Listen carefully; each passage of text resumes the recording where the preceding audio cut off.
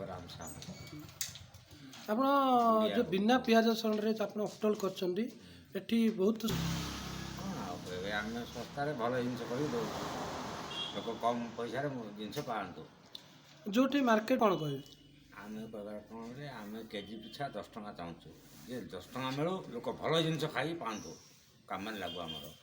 ଆମକୁ ଅଧିକା ଲାଭ ଦରକାର ନାହିଁ। ଲୋକ ବିକୁଛନ୍ତି 160, ଆମେ ବିକୁଛୁ 140, କାହିଁକି 20 ଟଙ୍କା କୋଡ଼ିଏ କିଲୋରେ ତଫାତ ହେଉଛି। ନାଇଁ, ଜଣା ବି ପଡ଼ୁଛି ଯେ ଲୋକ ଜଳଖିଆ ସ୍ୱାଦିଷ୍ଟ ଖାଇଲା ପରେ ମଧ୍ୟ ତାକୁ ଆପଣ ଚା ମଧ୍ୟ ବିନା ପଇସାରେ ଆପଣ ଚା ମଧ୍ୟ ଦେଉଛନ୍ତି। ପାଇଁ ଆମେ ଦେଖୁଛୁ, ପଇସା ପାଇଁ ଲାଭ ପାଇଁ କହୁଛୁ, ସମ୍ମାନ ଆମକୁ ଦରକାର ବେଶୀ। ଆପଣ ସେଥିରେ ମଧ୍ୟ ଲୋକଙ୍କ ମଧ୍ୟ କହୁଛନ୍ତି ଏଠି ପ୍ରତିଦିନ ହରିନାମ ସଂକୀର୍ତ୍ତନରେ ମଧ୍ୟ ଲୋକଙ୍କୁ ଆପଣ ଆମେ ହରେକୃଷ୍ଣ ଭକ୍ତରେ ଅଛୁ, ସେଥିପାଇଁ ଆମକୁ ହରେକୃଷ୍ଣଟା ବହୁତ ଭଲ ଲାଗୁଛି। ଲୋକଙ୍କୁ କହିଲେ କହୁଛୁ ଏ ବାବୁରେ ତୁମେ ନ କଲେ ହେଲେ ଟିକେ ଶୁଣିପାର, କାନ ପବିତ୍ର କରିପାର ବୋଲିକି ଏ ନେଇ ସମାଜକୁ ଆପଣ କ'ଣ କହିବାକୁ ବାର୍ତ୍ତା ଦେବାକୁ ଚାହୁଁଛନ୍ତି ଯେ ଏ ହରିନାମ ପଦ ଶୁଣିଲେ ଏଇ ସଂସାରରୁ ଉଦ୍ଧାର ହେବ, ନହେଲେ ମହାବାତ୍ୟା ମହାବନ୍ୟାରେ ବନ୍ୟାରେ ଆପଣ ହଇରାଣ ହେବେ।